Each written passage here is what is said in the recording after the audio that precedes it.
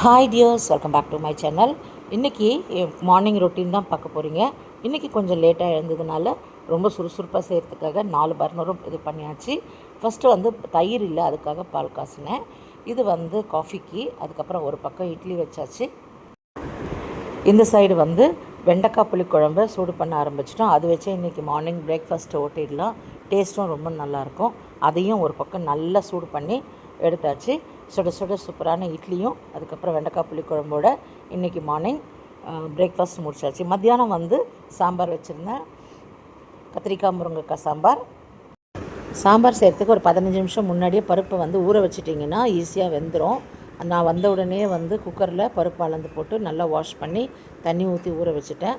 அதில் வந்து சின்ன வெங்காயம், பச்சை மிளகாய், பூண்டு, ஒரு பெரிய தக்காளி, தேவையான அளவுக்கு மஞ்சத்தூள், அதுக்கப்புறம் வந்து கொஞ்சம் சீரகம், கொஞ்சம் வெந்தயம், கொஞ்சம் ஒரு 2-3 மிளகும் சேர்த்துருக்கேன். பருப்பு வேக வைக்கும்போது இந்த மாதிரி லைட்டாக சீரகமும் ஒரு 2-3 மிளகும் நீங்கள் சேர்த்து பருப்பு வேக வைக்கும்போது இந்த அசிடிட்டி ப்ராப்ளம்லாம் எதுவும் வராது. அதுக்கப்புறம் காரத்துக்கு நான் வந்து குழம்பு மிளகாத்தூள் 1 டேபிள் ஸ்பூன் சேர்த்துக்கிறேன். உங்களுக்கு எப்படி வேணுமோ அதை சேர்த்துக்கோங்க.